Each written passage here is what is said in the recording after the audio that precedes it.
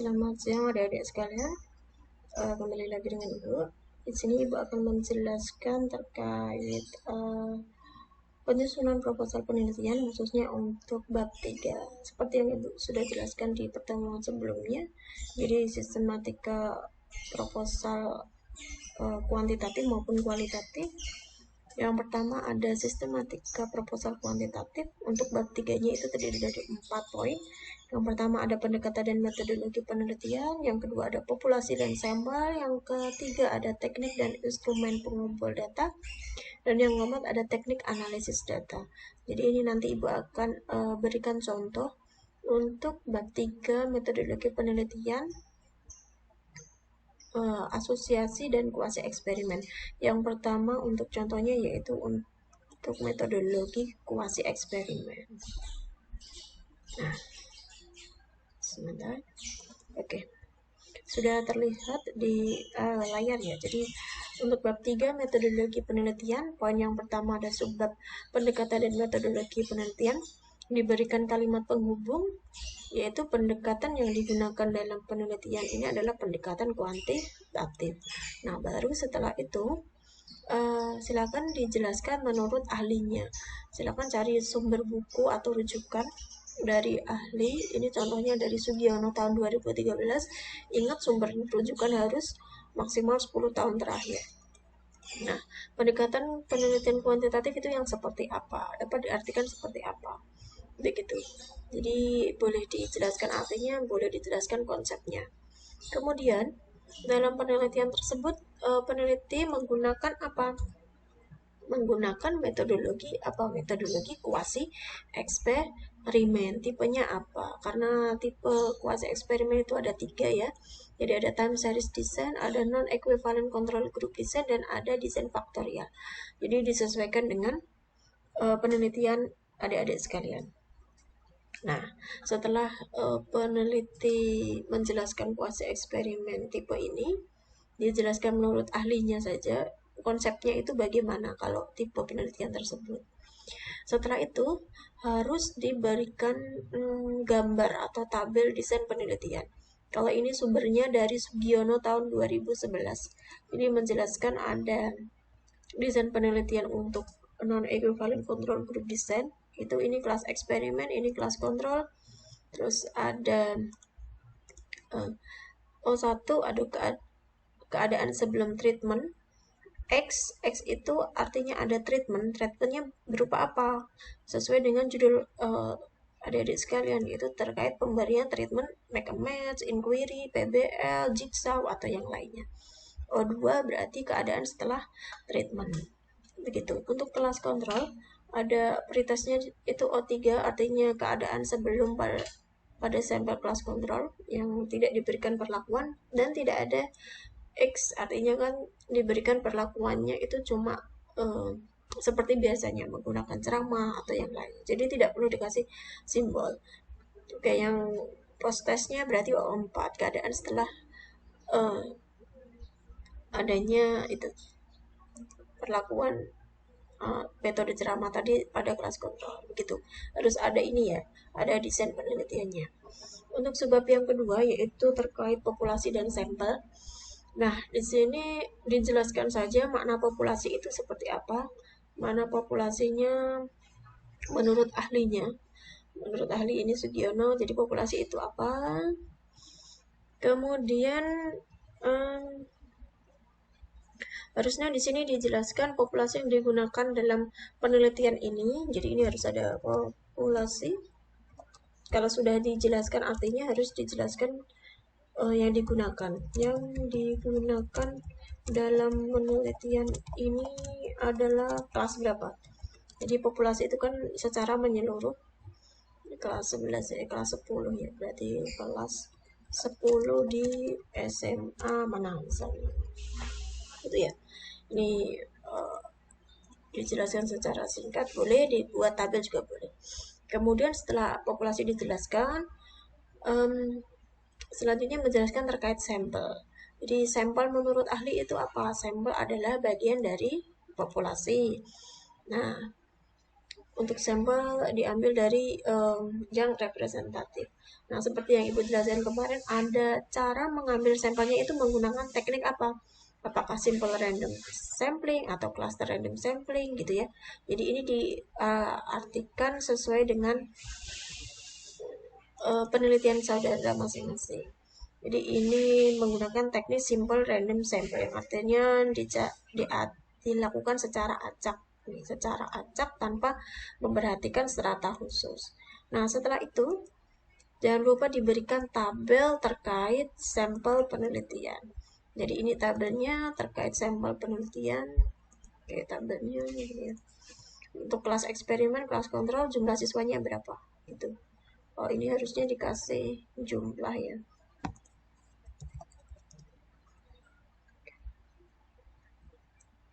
Jumlahnya berapa? Berarti jumlahnya ada 50 misalnya.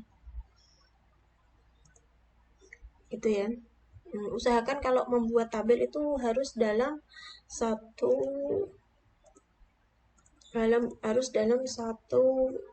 halaman.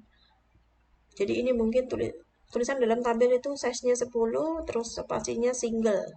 Ingat-ingat tulisannya 10, ini harusnya terus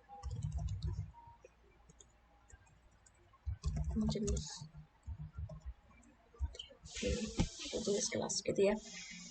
Tulisannya 10, size-nya 10, terus spasinya single. Oke, selanjutnya untuk yang poin yang ketiga, sebab yang ketiga, teknik dan instrumen pengumpul data. Nah, ini karena kalian kuasi eksperimen, artinya tekniknya nanti menggunakan teknik tes. Teknik tes itu ya kalian harus membuat soal yang nantinya akan diberikan kepada siswa untuk mengetahui misalnya tingkat pemahamannya seperti apa. Ini dijelaskan saja tes adalah apa menurut ahlinya. Jadi secara sekilas saja tes adalah apa, serangkaian pertanyaan atau yang lainnya. Nah, oke, ini. Nah, jangan lupa setelah tes yang digunakan, jadi harus ada kisi-kisi. Ini harus ada kisi-kisi. Kisi-kisinya berbentuk apa? Nah, seperti ini. Harusnya ini tabel 3.3 ya. Keterangannya itu kebalik ini. Tabel 3.3. Kisi matriks, kisi-kisi penilaian atau kisi-kisi soal tes, instrumen tes yang digunakan. Kalau kuasa eksperimen itu kan harus melakukan praktek untuk 1 KD. Jadi ini KD-nya ditulis misalnya 3.6 dan 4.6. Terus buatlah indikator. Ini kan cara membuat indikator pasti sudah paham semua ya. Misalnya diturunkan dari materi ajarnya, menjelaskan pengertian dan status bank sentral, tujuannya, sejarah uang, jenis-jenis syarat uang. Nah, ini harus dibuat sesuai dengan materi yang ada di KD tersebut. Nah, ini kolom selanjutnya ada nomor butir soal. Nah, kalau Ibu sarankan itu soalnya menggunakan pilihan ganda saja. Jadi, agar untuk mempermudah kalian menghitung nanti analisis butir soalnya. Gitu. Nah, harus disesuaikan dengan tingkat kemampuannya. Kalau misalnya ini menjelaskan pengertian dan status bank sentral, menjelaskan itu kan kata kerja operasional dari taksonomi Bloom dengan tingkat kemampuan C2 memahami gitu. C2 menganalisis berarti C4, C2, nah gitu ya. Kalau membuat itu atau berkreasi itu berarti C6. Nah, usahakan itu dalam membuat soal jangan cuma C1 saja atau C1, C2 saja. Harus minimal C2, C3, C4, C5, C6. Karena kalau untuk C1 sampai C3 itu masih kriteria untuk anak SD. Jadi kalau siswanya SMA ya harusnya sudah sampai C4, C5 gitu. Harus ada yang mudah, ada yang sedang, dan juga ada yang sukar. Jangan mudah semua atau yang sukar semua. Harus adil gitu. Nanti membuat soalnya. Oke. Nah, kemudian ini analisis soal. Bentuk butir soalnya terlampir. Pedoman penilaiannya juga harus ada. Pedoman nilai dari soal tersebut. Tadi ada 50 soal. Nah, ini untuk kode nilainya boleh dikasih rentang seperti ini. Jadi ini harusnya ada sumbernya. Sumbernya itu bukan dari peneliti sebenarnya, harus ada sumber dari ahli. Ini salah ya. Ini harusnya cari sumber dari ahli. Nah, setelah itu ada analisis dari instrumen. Jadi instrumen yang pertama ada uji validitas. Dijelaskan aja pengertian uji validitas menurut ahli. Kalau ini menurut Al-Ghazali tahun 2018. Kemudian dicantumkan rumusnya. Boleh rumus manual, boleh atau langkah-langkah yang ada di SPSS. Boleh saja. Ini kalau ini rumus manualnya seperti ini. Jadi uji validitas keterangannya seperti ini. Terus ada uji reliabilitas juga seperti itu. Pengertian uji reliabilitas kemudian rumusnya. Ya, untuk rumusnya boleh dicontoh juga tidak masalah. Untuk tingkat kesukaran, nah tingkat kesukaran itu apa? Karena tes itu soal tes itu tidak cuma validitas reliabilitas tapi ada tingkat kesukaran dan daya pembeda. Nah, tingkat kesukaran pengertiannya seperti apa? Nah, setelah itu ini harus ada sama dengan harus ada rumusnya. Dikasih rumus menurut ahli ya. Jadi nggak bisa mencari rumus atau membuat rumus sendiri. Harus mencari menurut ahli. Oke, ini ada rumus tingkat kesukaran, keterangannya apa. Terus ada indeks tingkat kesukaran atau kriterianya. Disebut soal sukar kalau rentangnya berapa, sedang kalau berapa, mudah itu berapa. Harus ada menurut sumber ini. Mudah, sedang, sukar itu sumber. Tidak bisa membuat teori sendiri. Oke, itu indeks tingkat kesukaran. Selanjutnya daya pembeda. Nah, daya pembeda juga sama. Daya pembeda itu apa? Dijelaskan menurut ahlinya, misalnya Arik Kunto, pembeda itu apa? Nah, selanjutnya cara menghitungnya menggunakan apa? Menggunakan rumus. Rumusnya seperti apa? Rumusnya seperti ini, keterangannya ini. Dan jangan lupa dikasih klasifikasi. Nah, sama seperti ini dalam Arik Kunto, soal disebut jelek kalau rentangnya berapa, cukup kalau rentangnya berapa, baik berapa, dan baik sekali berapa. Tuh. Selanjutnya itu tadi EC, teknik dan instrumen pengumpul data. Selanjutnya yang dia adalah teknik analisis data. Nah, untuk kuasi eksperimen itu menggunakan statistika inferensial. Jadi memang nanti dihitung sesuai dengan rumusan masalahnya. Yang pertama uji prasyarat. Seperti yang Ibu jelaskan kemarin, uji prasyaratnya cuma ada dua ya, uji normalitas dan homogenitas. Nah, uji normalitas itu dijelaskan menurut ahlinya. Jadi menurut ahlinya normalitas itu seperti apa? Nah, ini boleh. Nah, disebut normal itu kalau nilainya berapa lebih dari signifikansi, nilai signifikansi 0,05. Nah, itu baru disebut distribusi normal. Oke, itu. Ini di sini juga boleh disebutkan cara-cara langkah menurut SPSS juga tidak masalah. Lihat saja modul statistika. Kemudian ada uji homogenitas. Jadi uji homogenitas juga dijelaskan menurut ahlinya. Kemudian disebut homogen jika apa? Jika misalnya nilai pada satirovik nilai signifikansinya melebihi 0,05. Itu disebut homogen. Gitu. Itu uji prasyaratnya ada dua, normalitas dan homogenitas. Selanjutnya ada uji hipotesis. Nah, karena hipotesisnya itu kan namanya juga hipotesis itu jawaban sementara dari rumusan masalah. Dari kuasi eksperimen itu rumusan masalahnya ada 3 kemarin. Yang pertama itu terkait apakah tercapai KKM atau tidak itu menggunakan uji one sample t-test. Jadi one sample t-test itu pengertiannya untuk apa? Untuk menguji apa, terus dijelaskan misalnya H0-nya berapa, ini sesuai dengan itu ya, hipotesis yang ada di bab 2. Jadi hipotesis H0-nya apa, H1-nya berapa. Nah, selanjutnya boleh dicantumkan rumus untuk menghitung one sample t-test. Ini rumus untuk one sample t-test ada keterangannya. Atau bisa dengan SPSS dengan misalnya nisik pada one sample t-test lebih dari 0,05 ya. 0,05 harusnya. Oke. Kalau H0 maka H0 diterima. Kalau kurang dari 0,06 maka H1 yang diterima. Artinya kalau lebih dari 0,05 misalnya 0,1, maka H0 yang diterima. Berarti nilai KKM-nya sama dengan 70. Kalau kurang dari 0,05, misalnya 0,0009, nah itu berarti tidak sama dengan H1-nya yang diterima, tidak sama dengan nilai KKM. Begitu kalau ini rumus manualnya. Selanjutnya rumusan masalah yang kedua. Jadi rumusan masalah kedua itu terkait ketuntasan klasikal. Kalau ketuntasan klasikal itu dengan one sample binomial. Jadi ini ketuntasan klasikal. Sebenarnya ada dua rumus, ya sama seperti tadi dengan SPSS dan dengan rumus manual. Kalau menggunakan rumus SPSS, itu dengan one sample binomial. Oke, di sini dijelaskan terkait pengertiannya dulu. Uji ketuntasan, disebut tuntas itu apa, jika apa. Terus dijelaskan H0 dan H1-nya. H0 ini H0 sesuai dengan itu ya, hipotesis yang di bab 2 itu terkait ketuntasan itu apa. Kalau H0 tidak terdapat ketuntasan klasikal sebesar 85%. Kalau H1-nya berarti terdapat ketuntasan klasikal sebanyak 85%. Nah, ini rumus secara manualnya itu menggunakan uji proporsi. Ini rumusnya.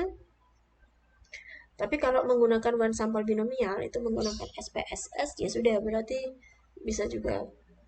Nah, jika nilai sig pada output binomial lebih dari 0,05, itu berarti H0-nya diterima. Ini juga sama 0,05, berarti H1-nya diterima kalau kurang dari. Begitu untuk rumusan masalah yang kedua. Selanjutnya untuk rumusan masalah yang ketiga, yaitu perbedaan antara kelas eksperimen dan kelas kontrol. Ini juga sama. H0, caranya biar ini ke bawah, klik ini saja. Nah, sama. Jadi independen itu tujuannya buat apa? Terus dijelaskan H0 H1-nya yang harus dijawab. Terus dikasih rumus independent sample t-test. Ini rumus manualnya. Atau bisa menggunakan SPSS dengan independent sample t-test. Oke, ini salah ya, bukan one sample binomial. Hapus saja, ini sesuaikan dengan SPSS. Oke. Sampai di sini sih cukup untuk contoh dari kuasi eksperimen. Selanjutnya Ibu akan menjelaskan terkait contoh asosiasi. Oke, sama seperti tadi, untuk asosiasi itu merupakan salah satu pendekatan kuantitatif, artinya ada empat subbab yang akan kita bahas. Yang pertama ini harusnya A. Perhatikan itunya juga, penomorannya juga. Oke. Pendekatan dan metodologi penelitian. Untuk contoh asosiasi ya ini. Contoh asosiasi itu misalnya pengaruh penggunaan internet sebagai sumber belajar dan kedisiplinan belajar terhadap hasil belajar. Oke, pendekatannya menggunakan apa? Pendekatan yang digunakan dalam penelitian adalah pendekatan kuantitatif.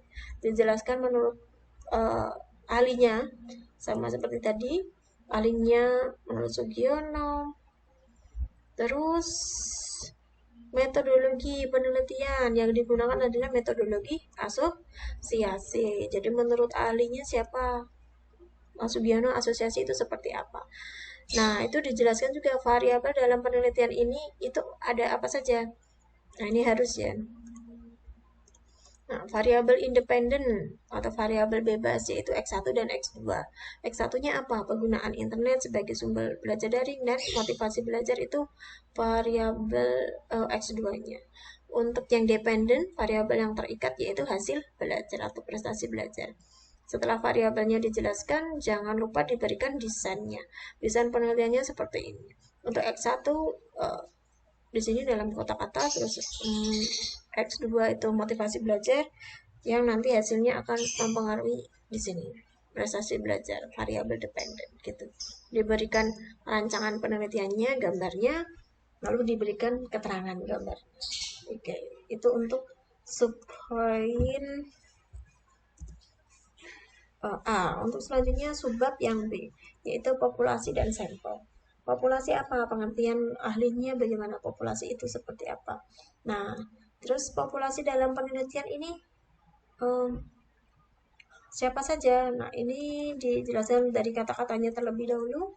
Jadi dalam penelitian ini itu seluruh kelas 11 di SMK Depok misalnya. Jumlahnya berapa? Terus kelas 11 grafika jumlahnya berapa? Boleh dicantumkan dalam bentuk tabel juga. Jadi biar mempermudah pembaca juga. Seperti ini tabelnya kelas berapa, jumlah siswanya berapa. Nah, selanjutnya untuk sampel. Jadi sampel menurut Sugiono pengertiannya apa sampelnya? Nah, jangan lupa teknik pengambilan sampel menggunakan apa? Teknik apa? Simple random sampling. Ini simple random sampling.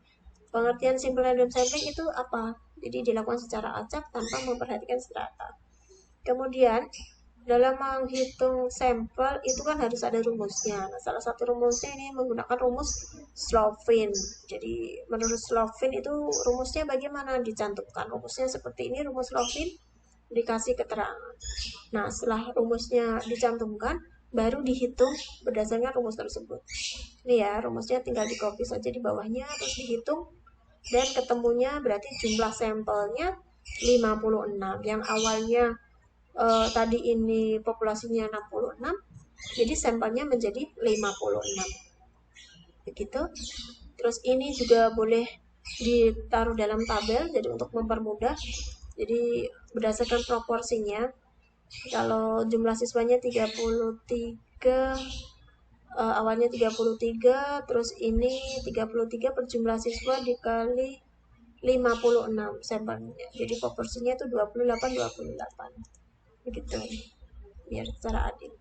Oke, selanjutnya yaitu subbab yang ke 3, jadi teknik dan instrumen pengumpulan data.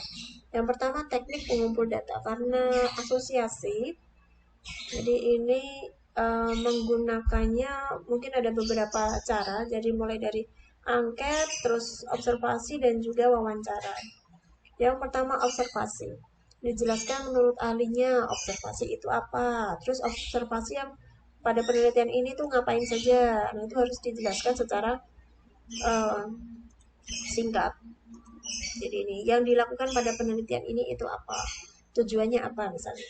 Terus wawancara. Pengertian wawancara itu apa menurut ahlinya. Misalnya Sudaryono tahun 2018. Terus dalam penelitian ini, penelitian wawancara dilakukan secara bagaimana? Secara tidak struktur, dengan apa? Melakukan apa wawancaranya? Gitu. Kalau ini pedoman wawancara hanya berupa garis besar permasalahan, cuma sebagai pendukung saja. Oke.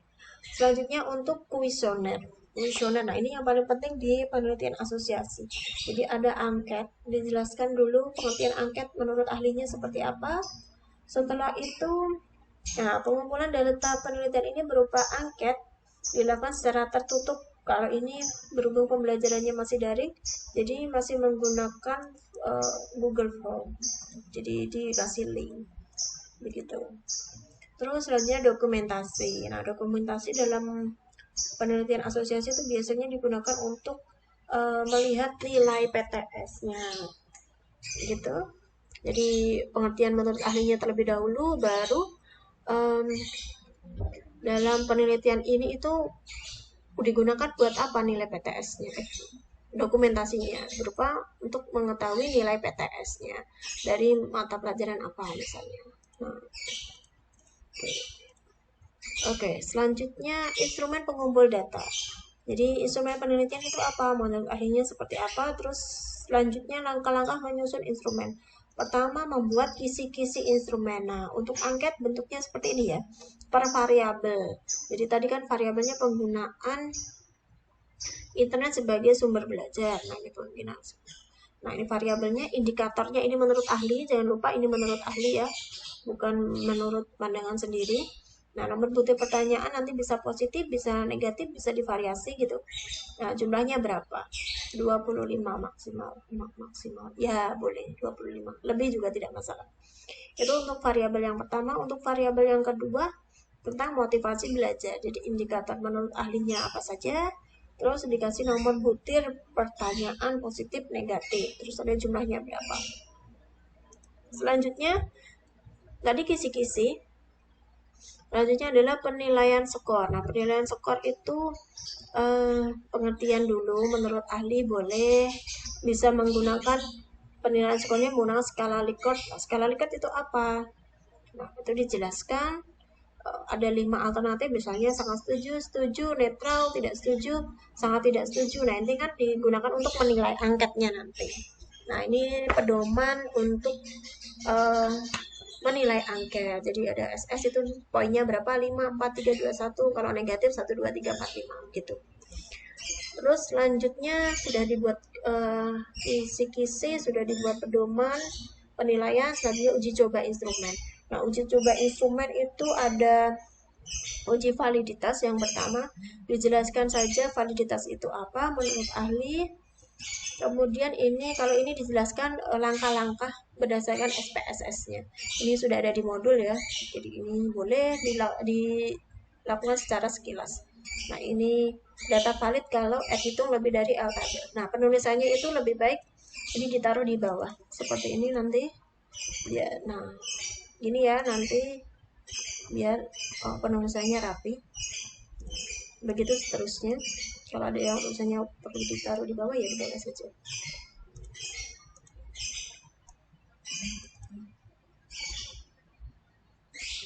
Oke. Selanjutnya setelah uji validitas ada uji reliabilitas. Dijelaskan saja menurut teori ahlinya dulu pengertiannya apa. Selanjutnya pedomannya bagaimana. Disebut reliable. Misalnya dari sangat rendah, rendah, sedang, kuat, sangat kuat. Nah, itu kriterianya menurut ahli Sugiono. Nah, ini kalau langkah-langkahnya menurut SPSS sudah ada di buku, tinggal boleh dikopas juga boleh.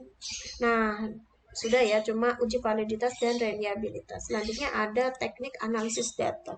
Nah, di teknik analisis data ini terdiri dari dua, yaitu uji prasyarat dan uji hipotesis. Diingat-ingat, cuma ada dua, prasyarat dan hipotesis. Nah, uji prasyarat ini terdiri dari 5. Karena menggunakan nanti regresi linear ganda, jadi syaratnya ada 5. Yang pertama dari normalitas. Jadi pengertian uji normalitas apa, langkah-langkahnya bagaimana.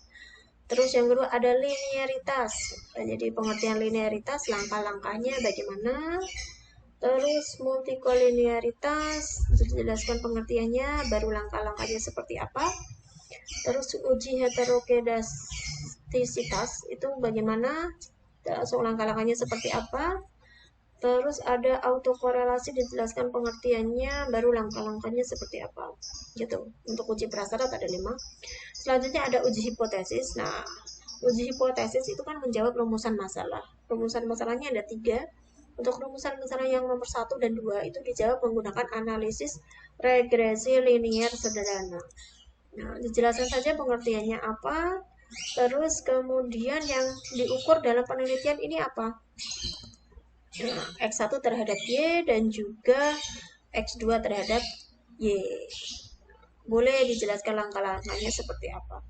Terus selanjutnya untuk rumusan masalah yang ketiga ada analisis regresi linear ganda. Jadi regresi linear ganda jelaskan pengertiannya, kemudian dalam penelitian ini itu untuk mengukur apa? Ini harusnya ada ya. Mengukur variabel X1, X2 terhadap Y gitu. Kalau di sini dijelaskan ada hipotesisnya, ini boleh rumusan hipotesisnya. Di sini juga ada di regresi linear ganda ya. Hipotesisnya tadi nih, ada pengaruh variabel X1 dan X2 secara simultan terhadap Y gitu. Dijelaskan langkah-langkahnya. Oke, sudah. Oke. Ibu rasa sudah untuk contoh asosiasi. Selanjutnya Ibu akan menjelaskan contoh dari metodologi pendekatan kualitatif, metodologi fenomenologi. Oke, ini untuk yang kualitatif. Untuk yang bab 3, sebelumnya ini dulu ya. Oke, untuk bab 3, untuk penelitian kualitatif, kalau kuanti tadi ada 4, kalau kuali itu ada 6. Dari pendekatan metodologi penelitian, latar penelitian, data dan sumber data, tambahannya ini. teknik dan instrumen pengumpul data, ada keabsahan data, dan juga ada teknik analisis data. Ada 6. Dan tambahannya itu berarti ada 3 ya. Oke. Yang pertama contohnya, bab 3, metodologi penelitian untuk yang kualitatif.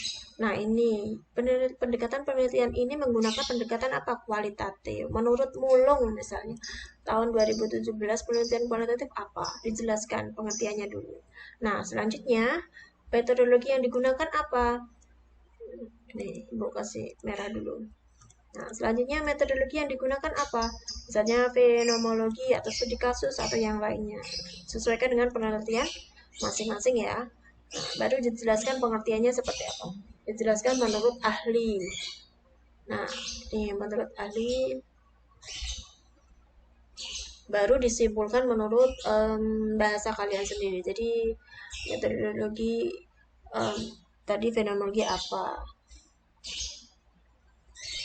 Disesuaikan dengan di judul kalian masing-masing. Oke, yang kedua ada latar penelitian. Jadi di latar penelitian itu yang pertama ada lokasi dan waktu penelitian. Jadi lokasinya di mana, misalnya SMK mana, terus alamatnya di mana, terus waktu penelitiannya kapan. Ini direncanakan kira-kira ya 3 sampai 6 bulan. Gitu. Untuk subjek penelitian, nah ini kayak informannya siapa subjeknya, ada siswa, ada guru mata pelajaran ekonomi. Kalau informan saja berarti ya informan tabahnya ada kepala sekolah, wakil kepala sekolah bidang kurikulum gitu.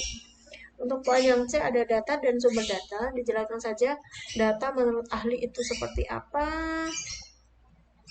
Nah, berikut data yang terkumpul dalam penelitian ini, yang akan terkumpul, yang akan digunakan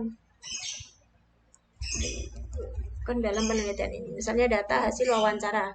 Data yang terkumpul apa? Lampiran hasil wawancara. Tadi kan wawancaranya dilakukan kepada siswa, kepala sekolah, guru, dan juga apa wakil kepala sekolah. Jadi kepala sekolah, saya bidang kurikulum, terus ada guru ekonomi dan 3 orang siswa. Untuk data dokumentasi ada contoh RPP, silabus, terus bukti proses pembelajaran, ada nilai hariannya, ulangan harian atau PTS. Untuk data observasi melihat langsung proses pembelajarannya. Nah, untuk sumber datanya ada data primer dan juga ada data sekunder. Untuknya data primer dijelaskan data primer itu apa. Nah, dalam penelitian ini keinforman adalah apa? Menggunakan sumber data dari primer itu kayak informan dan informan. Kayak informannya siapa, terus informannya siapa. Nah, ini kalau tidak tahu namanya ya nanti saja menyusul tidak masalah. Tapi kalau misalnya sudah tahu ya apa-apa. Ini menyusul saja.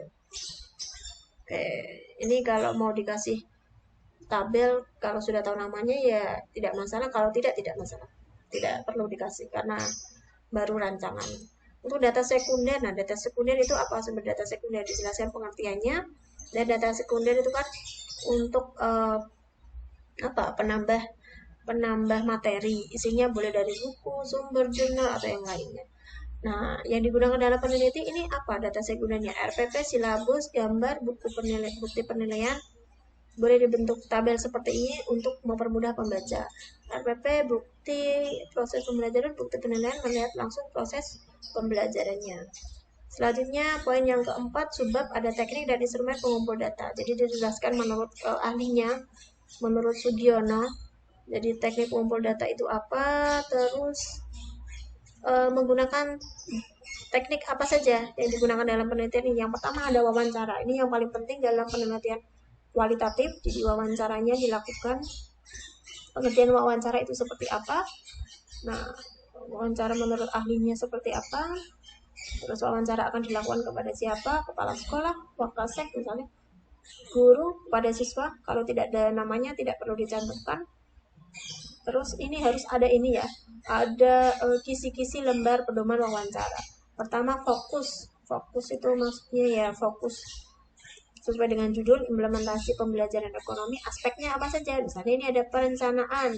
yang mau ditanyakan apa saja, pelaksanaan yang ditanyakan apa saja, terus penilaian yang ditanyakan apa saja. Kalau perencanaan ya misalnya silabus RPP-nya apakah sudah dibuat atau tidak, hambatan membuat RPP gitu, solusi dari pembuatan tadi hambatan tersebut.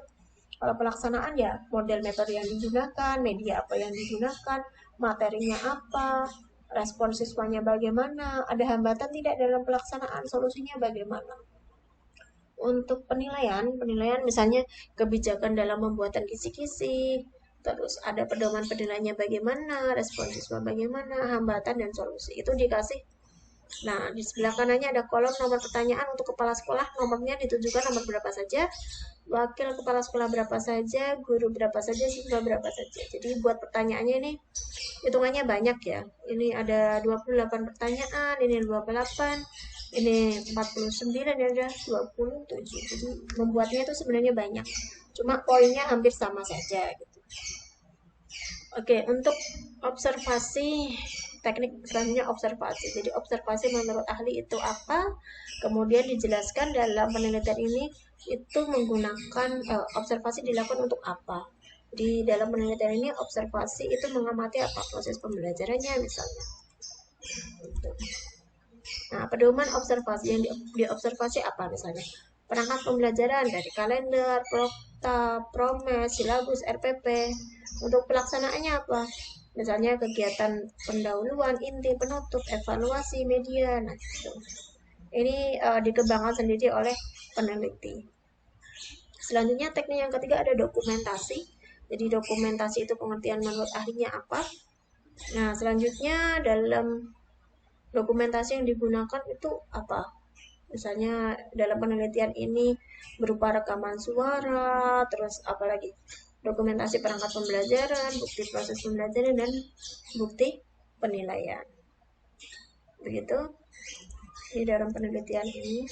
Oke, selanjutnya untuk subbab yang kelima terkait keabsahan data. Jadi keabsahan data ini misalnya menurut Mulung tahun 2014, jadi disebut absah datanya itu terdiri dari 4, dari derajat kepercayaannya, keteralian, kebergantungan, kepastian. Nah, biasanya kalau untuk penelitian kualitatif itu terdiri dari triangulasi, boleh triangulasi sumber data, triangulasi teknik. Nah, yang digunakan contohnya ini triangulasi sumber data. Apa itu pengertian triangulasi sumber data dijelaskan, kemudian ini kalau tidak tahu namanya tidak masalah, boleh dicantumkan itunya saja apa gambar desain dari triangulasi sumber data. Ini tekniknya sama, sumber datanya bagaimana. Terus ada triangulasi metode, jadi pengertiannya apa, terus pada tahap ini metodenya yang digunakan apa sebagai bentuk triangulasinya. Nah, ini misalnya observasi, wawancara, dan dokumentasi. Sumbernya sama, orangnya sama. Oke, itu yang subbab yang ke-5. Selanjutnya yang subbab yang ke-6 yaitu teknik analisis data. Untuk penelitian kualitatif, jadi tidak ada hitung-hitungan sama sekali, tetapi pintar-pintarnya kalian untuk menceritakan atau mendeskripsikan hasil dari penelitian. Nah, penelitian ini misalnya menurut Raco analisis data kualitatif apa? Jadi dijelaskan menurut ahlinya dulu. Selanjutnya untuk boleh menurut Sugiono ada 5, ada 4. Jadi yang pertama misalnya data collection, pengumpulan data. Jadi ini menurut Sugiono ya, data collection apa. Terus ada reduksi data seperti apa. Terus ada penyajian data, penyajian dalam bentuk apa, naratif, grafik, metrik, atau yang lainnya, dan penarikan kesimpulan. Gitu. Soalnya ini di penelitian kualitatif nanti akan ada coding, pengkodingan. Jadi coding itu tujuannya seperti ini contohnya, mempermudah dalam menyimpulkan. Nanti ini di bab 4 ya. Jadi misalnya ada pertanyaan seperti ini, peneliti memberikan pertanyaan, apakah guru ekonomi diwajibkan menyusun perangkat pembelajaran, lalu dijawab oleh informan, ditulis semuanya perkatanya, terus dikasih kode, terus faktanya bagaimana. Oh iya, harus sesuai dengan ini jawaban. Nah, lalu ditarik kesimpulan. Oh, berarti ini jawabannya itu temanya apa? Nah, perangkat pembelajaran wajib dikerjakan dulu. Nah, itu nanti di kualitatif ada hasilnya harus dikodingkan. Gitu. Sudah kayaknya seperti itu ya. Sampai ini saja. Jadi dijelaskan secara singkat saja di teknik analisis data untuk penelitian kualitatif. Oke, sampai sini ya penjelasan Ibu terkait contoh bab 3 dari proposal penelitian. Untuk selanjutnya silakan tugas bab 3-nya dikerjakan. Sekian, Ibu Airi. Wassalamualaikum warahmatullahi wabarakatuh.